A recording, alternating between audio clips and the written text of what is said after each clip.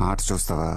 చిట్టా చిట్టా చిట్టా చిట్టా ఏయ్ ఏయ్ ఏయ్ ఏయ్ ఏయ్ రమణ ఏయ్ ఏయ్ ఏయ్ ఏయ్ తగ తగ తగ తగ తగ తగ ఏయ్ ఏయ్ ఏయ్ ఏయ్ చర్రా చర్రా చర్రా చర్రా ఏయ్ ఏయ్ ఏయ్ ఏయ్ ఏందక్క అలా ఆట చూస్తున్నారు?